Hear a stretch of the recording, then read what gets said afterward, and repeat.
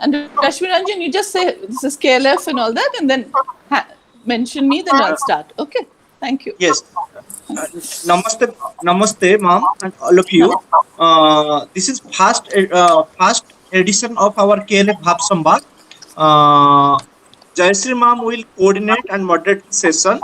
Let's, Jayshree ma'am. Good morning, everyone. Namaskar. Today's session promises to be a very interesting one with all our distinguished speakers and writers, filmmakers, and bureaucrats. And I've asked them to think about their reflections on these challenging times. There's been so much spoken about, and there's a lot on social media. We're all online these days. But as writers, I want to start with a few words and ask our poets to talk about them. What is true solitude? Have you experienced true solitude these past 2 months? What about loneliness? I'm going to just throw out a few words. Isolation, anxiety. Do you feel you're under house arrest? What about mental health? We are urban flat dwellers, most of us. So how do you feel? We're not close to nature. Do you miss your walks in the garden, the parks? 3 last words: mindfulness, tranquility, interruptions. Sukrita, may I ask you to start the session with your reflections and your poems, please? Sure. Namaskar to everyone. I think it's a privilege again to be able to connect with everyone. But hasn't this entire experience actually taught us first and foremost, not the idea of isolation, but really, ironically, this isolation has actually meant connections. It has meant connectedness. And I think somewhere I am very conscious, particularly, I am very conscious that the whole universe is one. And the whole species, as it were. You know, Mother Nature has not spared anyone right now. The species is what I'm talking about. I really feel, is this some kind of vengefulness? What is it? Whether somebody is sitting in Timbuktu or in Delhi or wherever, there is the idea of, okay, some kind of an attack. In fact, the word that is being used is war, battle, as though we are battling something. But it's not a country, it's not a race, it's not a community versus what has come on to us, but it's actually the whole species. So I think it's kind of a certain kind of a jolt. It has jostled me, actually. I'm feeling very jostled about it.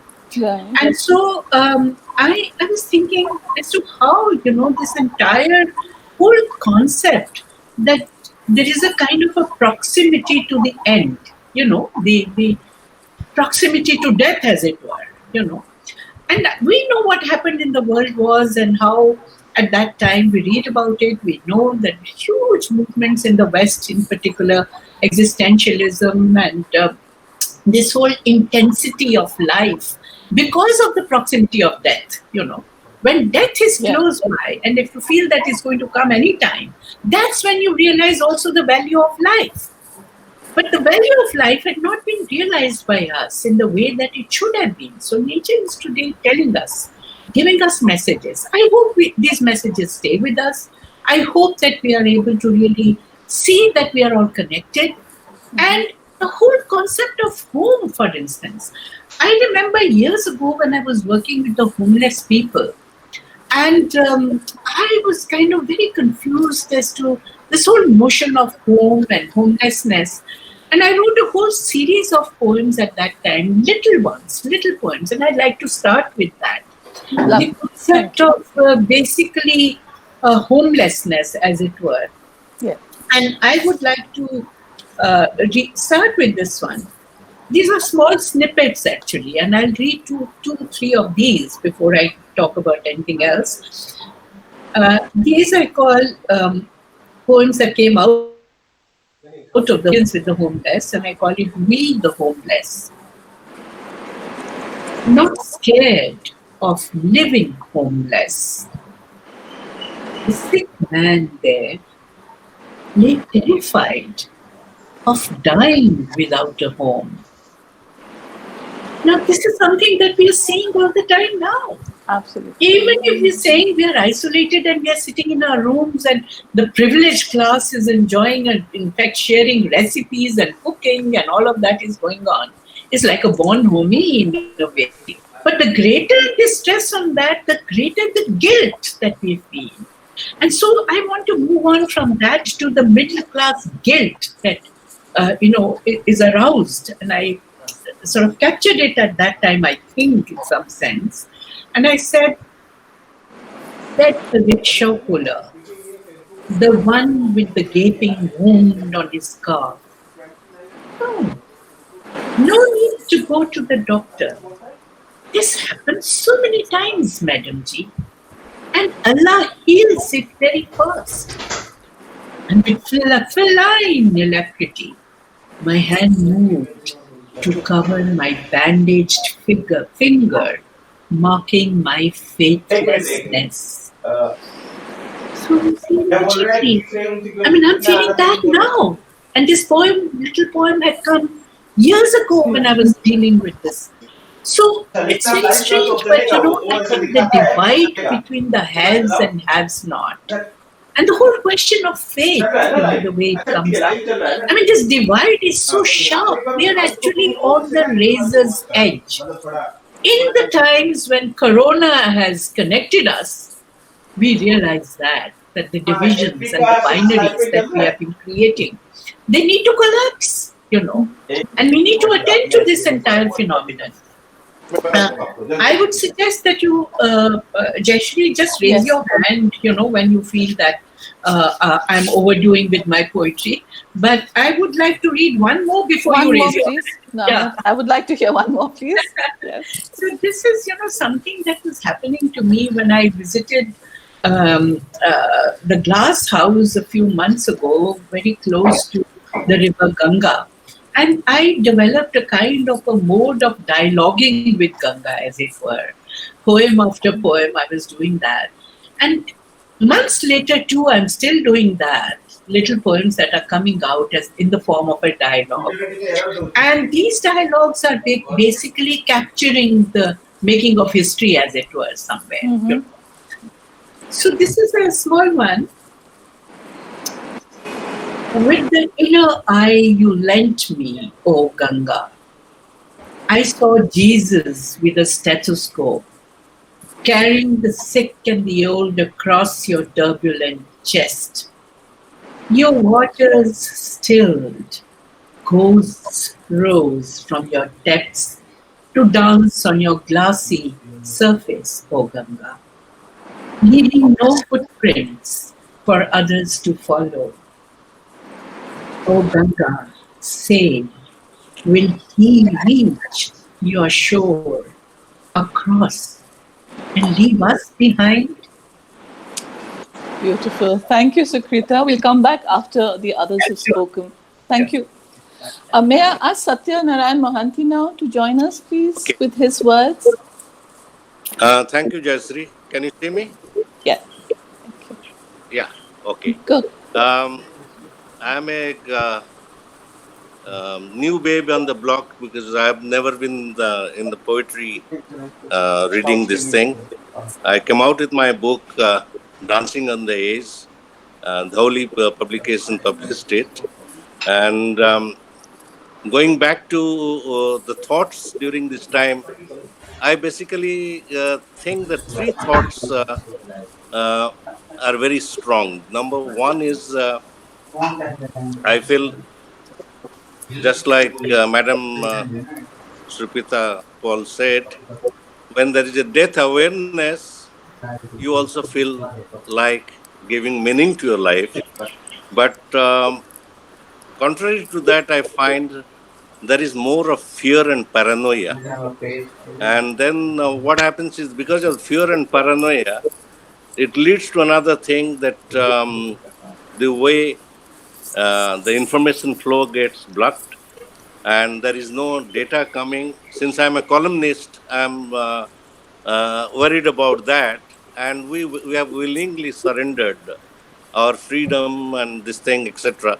For some time, it's okay because that's a part of the management of the pandemic. The second thought which comes to me is the complete moral apathy or lack of empathy of the middle class when the migrants started moving about 55 days back. Today we are in the last day, hopefully the last day of the very strong, stringent lockdown. But when the migrants started moving about 55 days back, it was the middle class who felt what will happen. They will carry infection to their villages. And we can see what kind of a human tragedy it has been.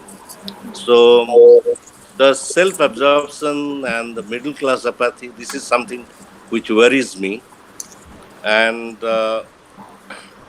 third thing is that uh, isolation is not a big issue because one knows how to cope with isolation to certain extent, and we are not really in the prison.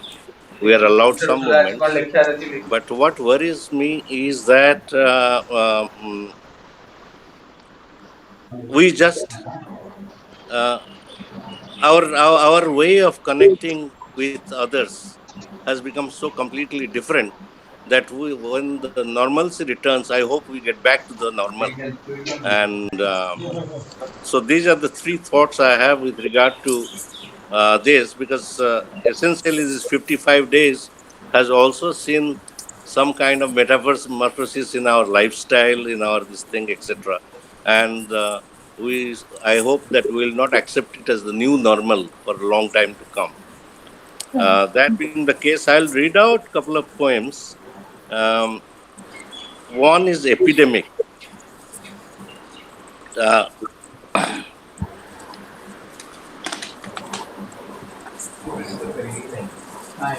Death first took them one by one, like at cards after a shuffle, or a dice after it was cast, or after the toss of the coin, before stealthily burrowing into the earth.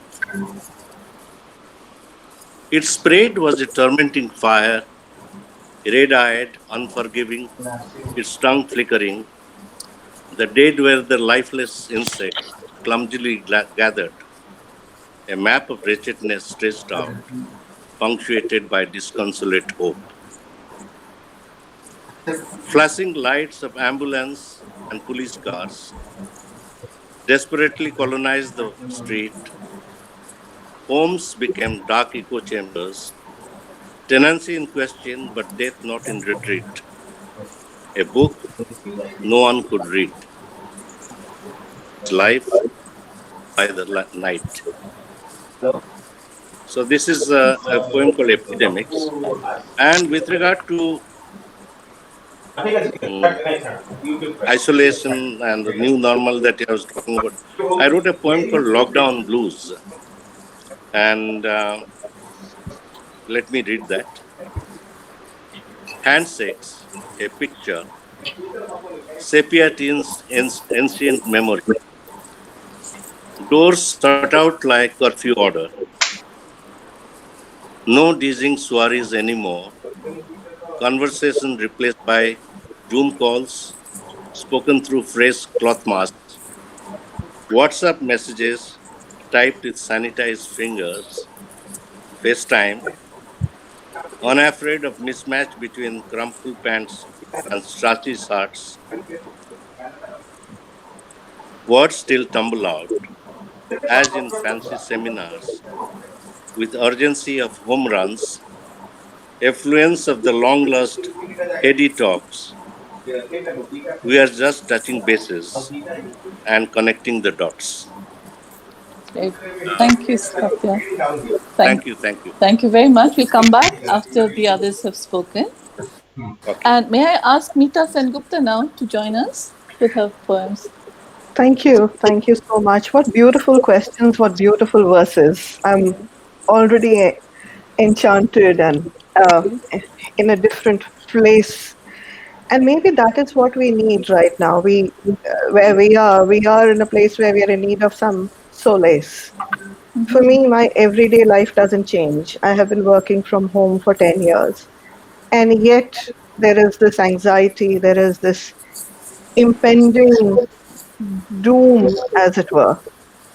And the only thing that we have then is the ability to reach out to each other, and and and the ability to reach out to our other in verse, which goes so much deeper than conversation. So, and yet, we feel this. I'm calling it the clackety clack of time. We can feel time ticking away, and that's sort of the noise of the day. Just as, and so the theme that I picked for the verses today was the clack of the loom, because the loom traditionally also marks time. It marks so much. It marks the weaving of cloth, which is about prosperity, preservation, and yet it marks the clacking of time because the loom will fall silent one day. Uh, the loom also is so eternal. It has been with us for centuries. So I'll just start with this story in a way, in verse, called Clackety Clack. Clackety clack, clackety clack, marking time, the loom, head down, intent headless of approaching gloom. The weaver and the keyboard quaker. So, the keyboard quaker is this person, the journalist who's taking notes and has come to meet the weaver. The weaver and the keyboard quaker carried on as if noon, as if they had all day, as if the day was all theirs and there was no impending doom. I looked at them aghast and asked, "Is it not time to run? Can you not see the mushroom cloud about to blot out the sun?" Clackety clack, clackety clack. The loom continued apace. The weaver and his design maker seemed in a state of grace. "Let us go, let us plan, find a way out of this. The sky is falling down and you pretend this state of bliss?" A dry, wry smile was wrung out of him. Many summers he had seen. For what did he have to lose, knowing what had come and been? "Life," I screamed. "We might save it if we find a place. I'm leaving right now to look for some safe space." He looked at me kindly and wished me all luck. And before I left, he asked me a question which has now stuck. "Where will you go?"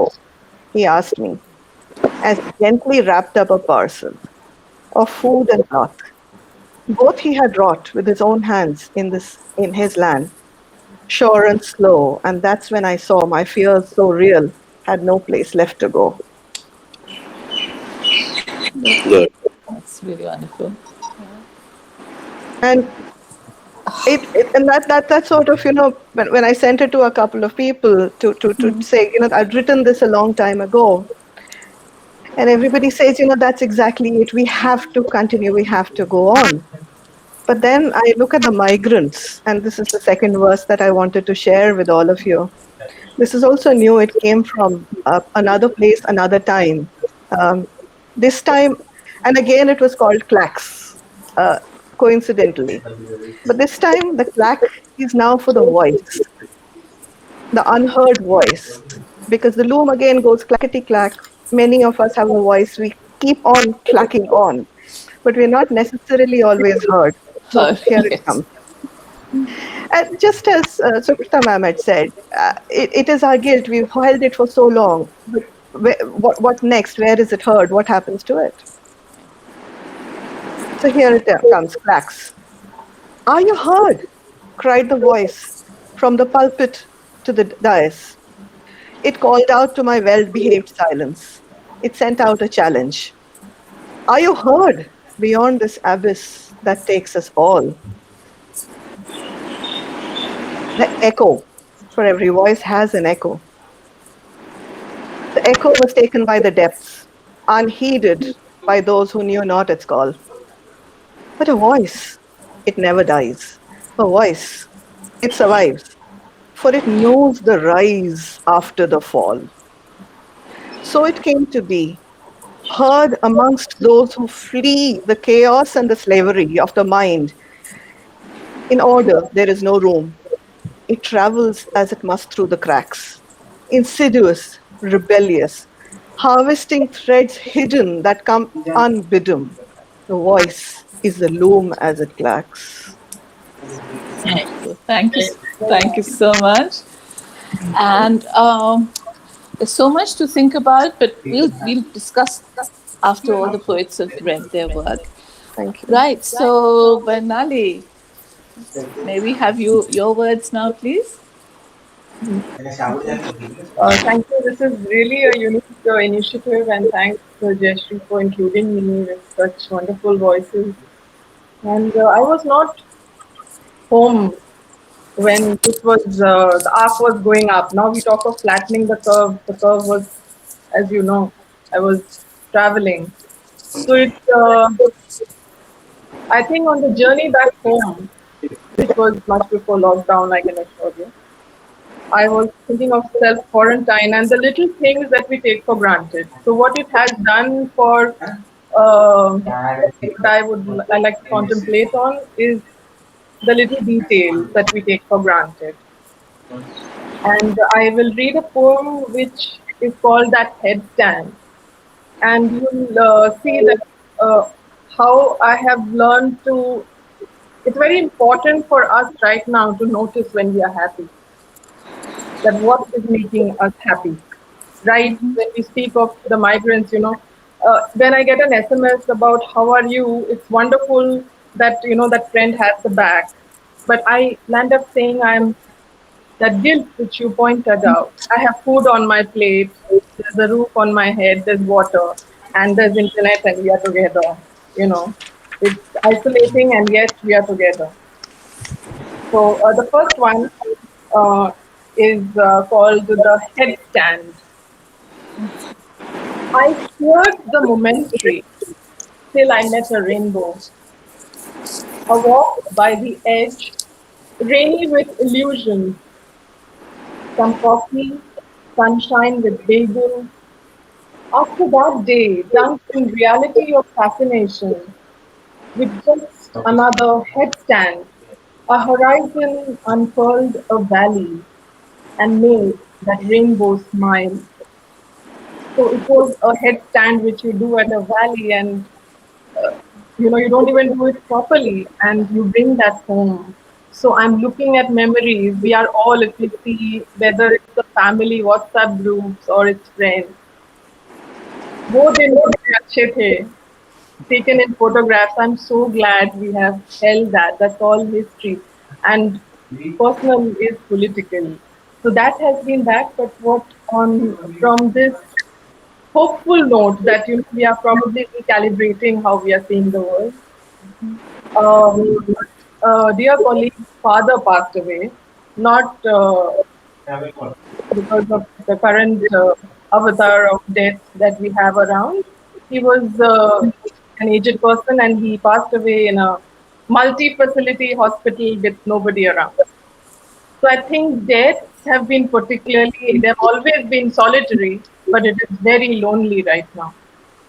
So I will read a poem called You Are Not Late, in which this book came out 3 years back, but when I meditate upon this poem now, let's see how we re-look at it. It says, "You are not late. I buried the moon in the ink pot before they carried my body to the fire. Sandalwood burns slow. My ashes show no haste. The winds have changed. They've crossed the doldrums. The glow of my fire won't lie about our latitude. I will withhold my ashes from the insistent breeze. Make it by tonight or the next fortnight, that will be late. The moon will wax to a fullness that you like, and my epitaph will read in granite, you made it on time to see me next morning as I rose to gather my own ashes. So, Beautiful. Thank you, uh, Barnali. Could we? that has been something one has contemplated on. How Yes. will be a loss? When will I see my family? And you know, we all know that. So I think I'll leave it at that. We'll, We'll come look at back. it We'll come back tonight. to you. Yes. Come back to the thoughts. Thank you so much. And now I'd like to ask Thomas to please join us and read his tell us his reflections and read his words?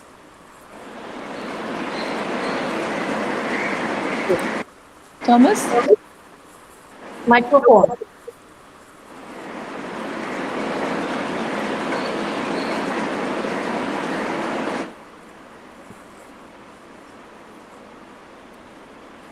I think he has to unmute himself. All right.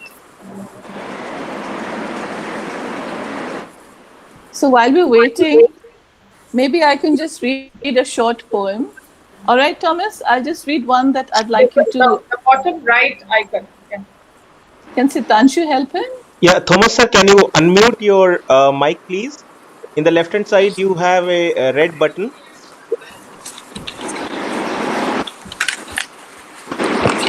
We're all new to. Many of us are new to this Google Meet. Yes. Not easy.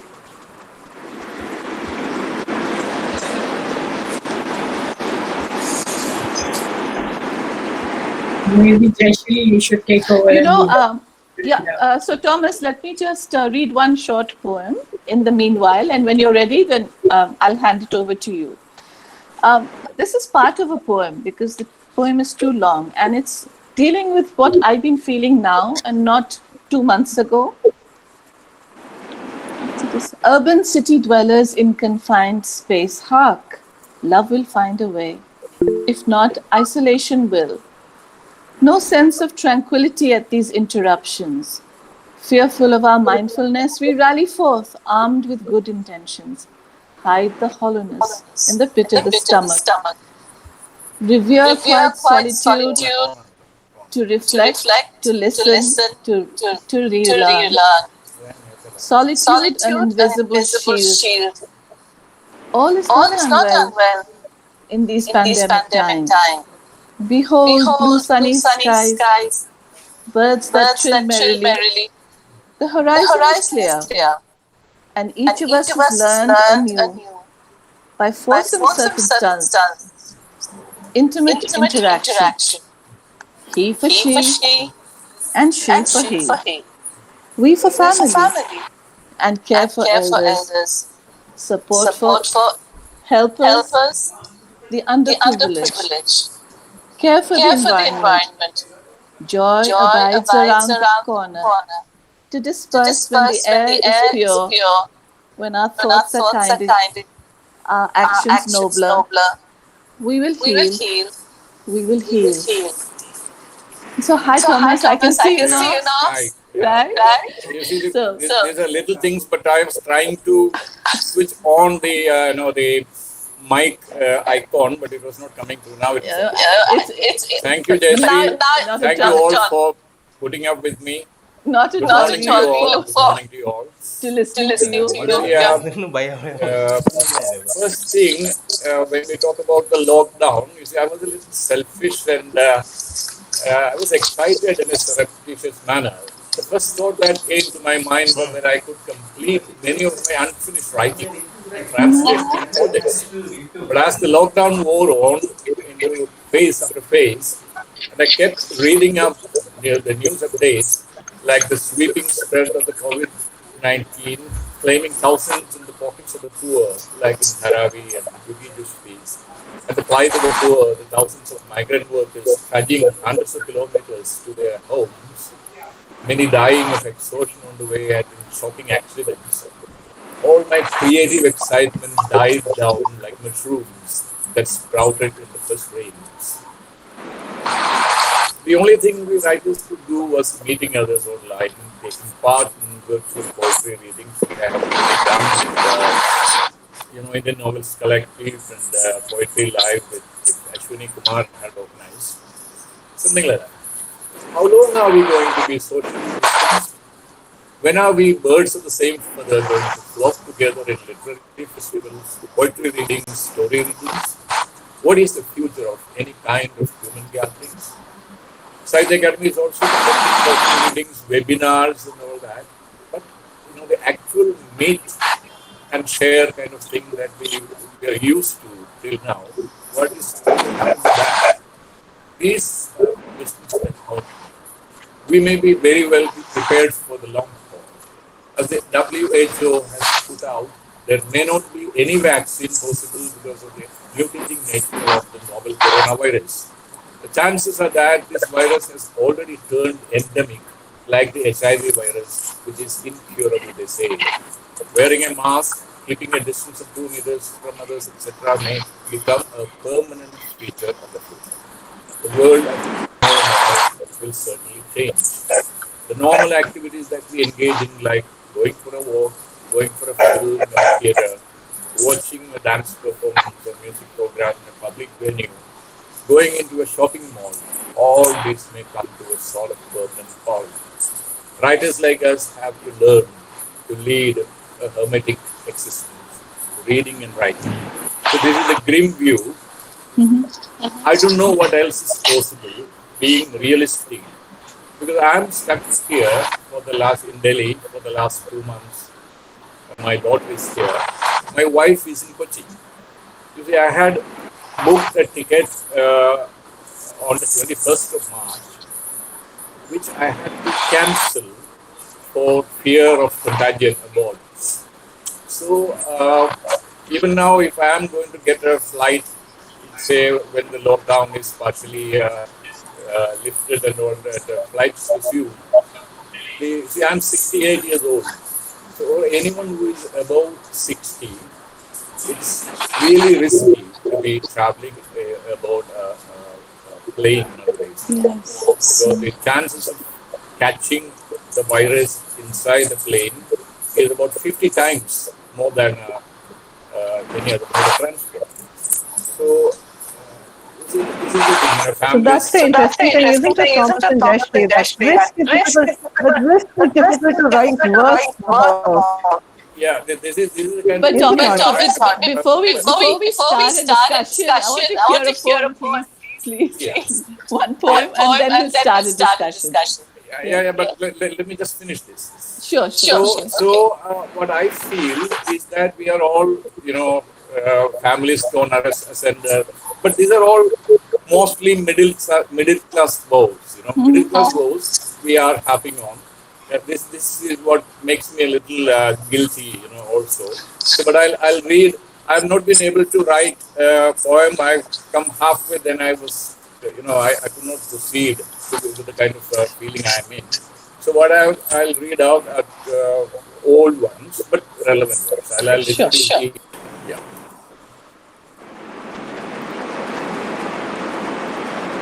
The first poem I'm going to read is titled Trees. It was written about 20 years ago. Trees. If you look at trees, you will see that they are, at first sight, even if you see a forest or a jungle, you'll see that they are actually socially distanced. They don't move about, they don't socialize. They may have, the roots may be seeking each other, maybe we don't know. Maybe the wind that is, caressing one's leaves will also be going to the other and the others and maybe communicating that way. But trees are socially distanced. They are solitary. They have been, in existence, very living beings, because we know through J.C. Bose that these are all very, vibrantly living and emotional beings. So I'm reading out the poem, Trees. Still, tranquil figures standing in their solemn majesty in the morning chill. The elangi, dense dark green, the neem, tall, looking up to the heavens, each leaf a marble in sculpted perfection. The palms, their frilled umbrellas spread, the mulberry, its yellowing leaves falling, yet a shivering bird or two perched on its skeletal wings. The chambak, its many tongues a quiver in a silent song. The people, its green hearts ever ready to ferry a baby Krishna in any deluge. A stray dog curled up cosily at its base. Only humans buzz about in their myriad vehicles, the lesser ones trudging along in bundles of woolens, restless to gather a morsel and a little more. Trees stand carefree, trusting providence, getting everything where they are in their calm dignity. This is piece. I'll read one more. Yes, please. Yes. It's titled Concentration. Concentration. Blowing in the powdered mud, soon the dust gives way to hard earth. So does bran to rice, or the hair on a close-cropped head to the white scalp skin. The ephemeral is always ready to part, revealing the permanent. The waters of the Red Sea parted, offering the hard seabed to Moses and Aaron and the Israelite cohorts to pass and enter Sinai. The everyday you part and yield you with a capital Y. Then begins the telecast unlimited. I think I'll read one more the poem that allotted me 3. So I'll read the last one also and be done with it. Then we'll talk about some more, right? And this is titled Outing with a Languorous Demon. Outing with a languorous demon. Don't go by names and forms. That's all I can tell you. He is the most suave and alluring presence when you are under his influence. He is syrupy of speech, smeared all over with unguents, his features so smooth like a flowing river. Rotund, plumb-limbed, he cushions you against his person most intimately. Once in his embrace, although you like to separate and free, you cannot. You begin to enjoy your sweet immobility far too long that you don't realize how far away from home you have drifted, clinging to him, stuck in his armpit like an old carpet bag. Carried away by the scent of his perfume, you close your eyes in a half-reverie. By and by, lethargy creeps in. You will slowly discover that the scent has turned into a horrid stench. You realize you have moved far from home. Perhaps you can still see the faint glow of the lamp at the window far away. This is when you remember to wriggle out of his grip. Don't worry, he won't resist. He has had his fill of you for the time being. He will go his way, and you, sucked out of your vitality, will drop to the ground and slouch there like a loosely filled bag.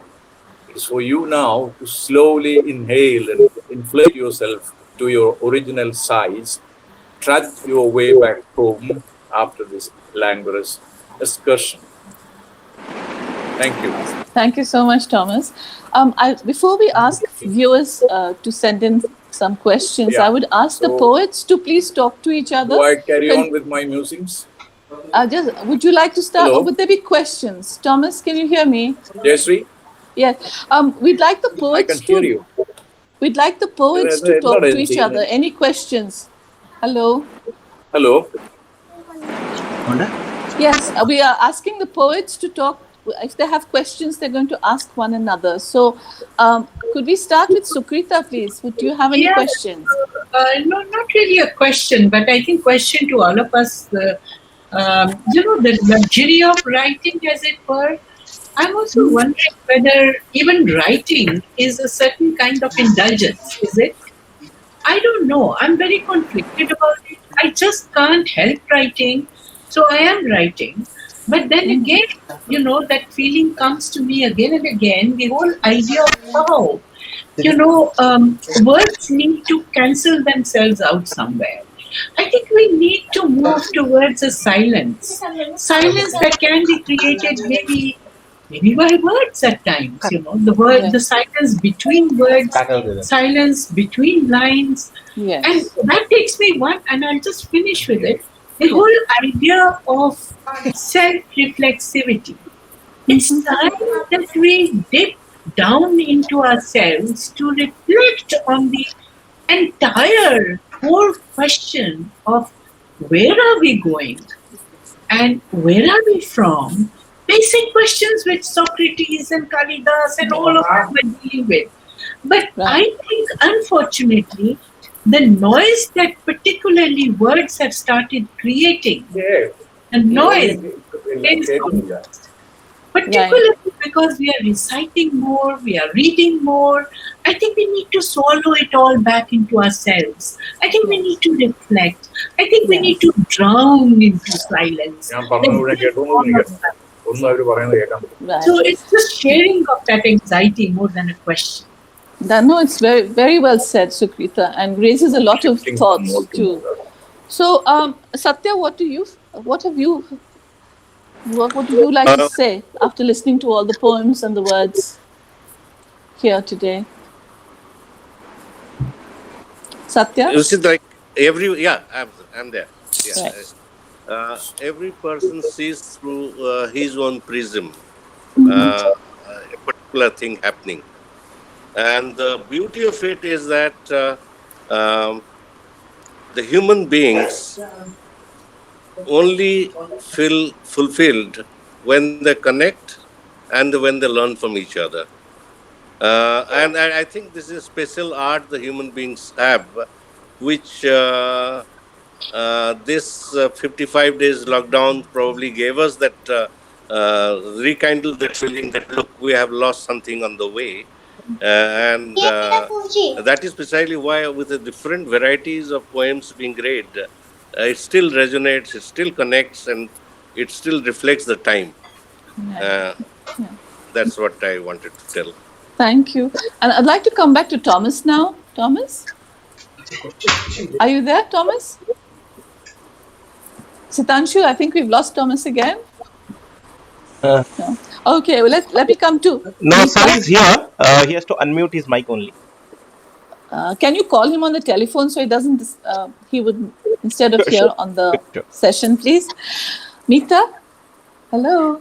I think it was beautifully articulated that this is about drowning in silence. Even in the lockdown, even in these 55 days, the noise of the anxiety, the noise of the fear, the Exactly. noise of the everyday has overwhelmed us in different ways. And yet we know that this is only a disruption. It's a, And each of us as a poet, we understand the concept of destruction that is creative.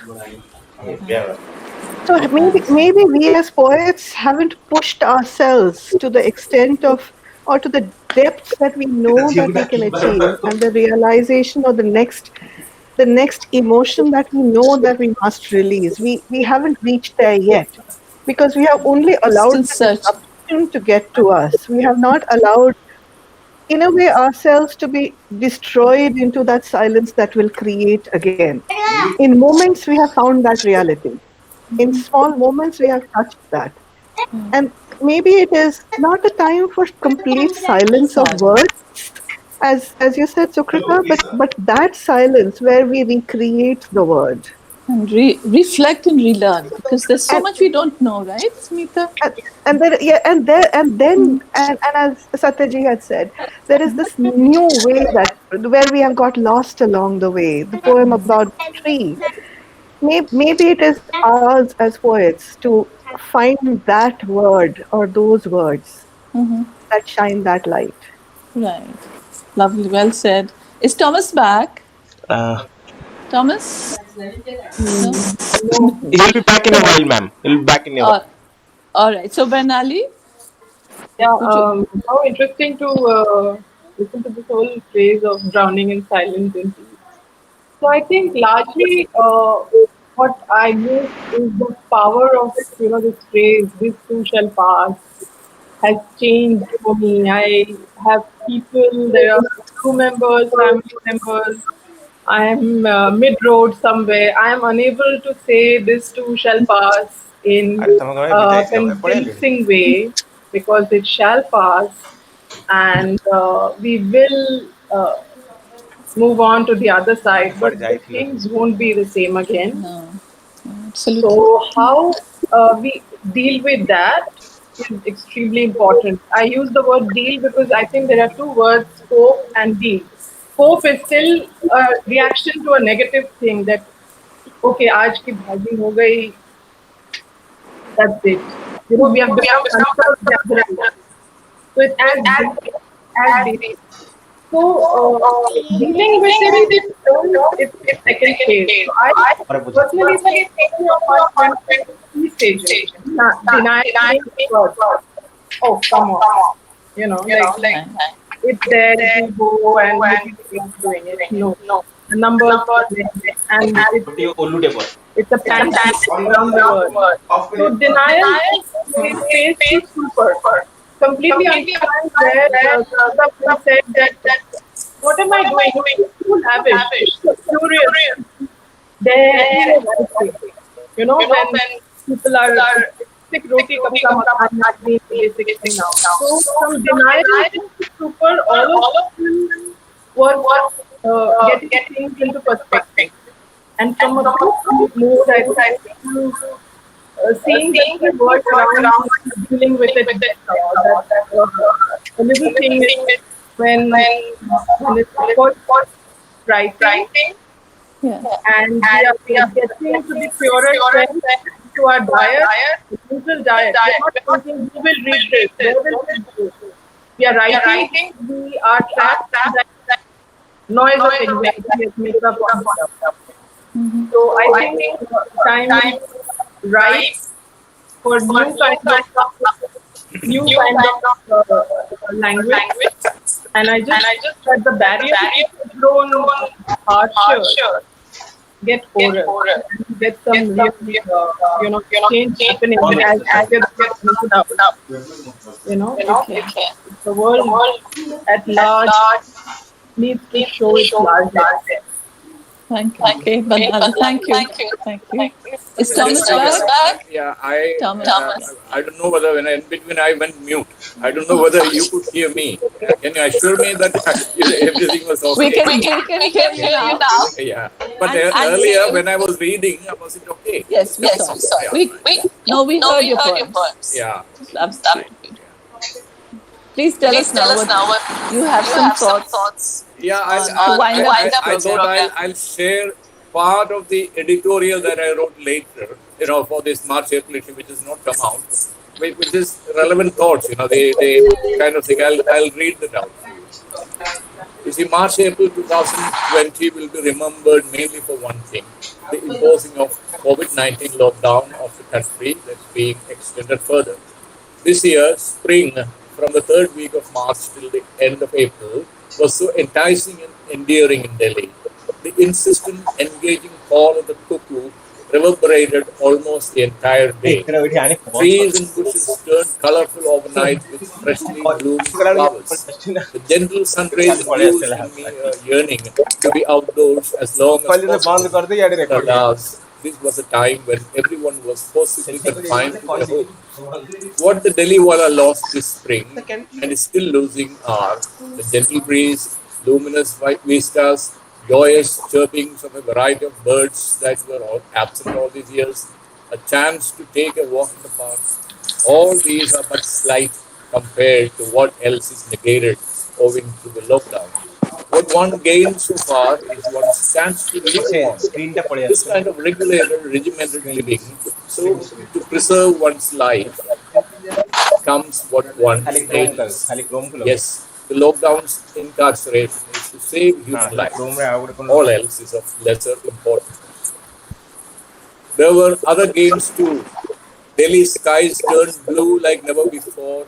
Pollution levels came down drastically, and now one can freely breathe in the fresh air. The Yamuna's waters turned sparkling and pure. All these changes were observed in other parts of the country and the world as well. The Ganga's water had regained its purity and had regenerated itself, recovering its healing properties. The Gangetic dolphin was once again spotted. The snow-capped Himalayan peaks became visible from hundreds of kilometers away, from Chandigarh, Jalandhar, Saharanpur, Siliguri, and other places. Hundreds of thousands of olive-ridley turtles climbed onto the seashores of Odisha to lay their eggs. When we had visited the beaches of Puri and the seafront at the eastern extremity of the Chilika Lake in February, these same turtles had been found dead in large numbers.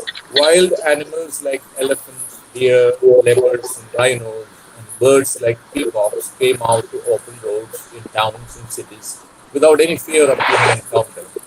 The waters of the canals of Venice, featured so prominently in Amitav Ghosh's Gun Islands, turned blue, leaving their turbid, tawny color.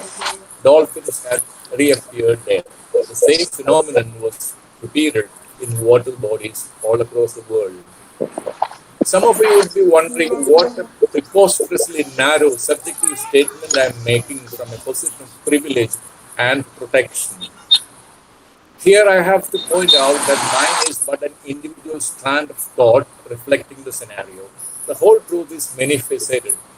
Millions of our countrymen and women who are sitting at home in the lockdown would be undergoing untold mental agony thinking about our predicament.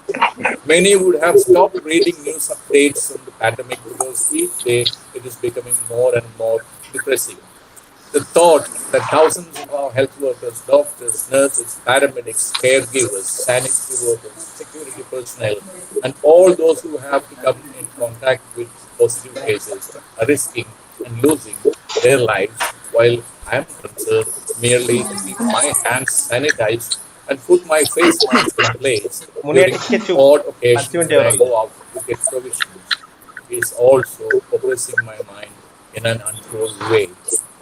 The misery of the thousands of migrant workers in cities across the world, and also those who are heading back to their native states in India, the number of them covering hundreds of kilometers on foot, and few collapsing dead on the way or losing their lives in massive road accidents, and some run over by trains when they were using the rail track for their trek homewards.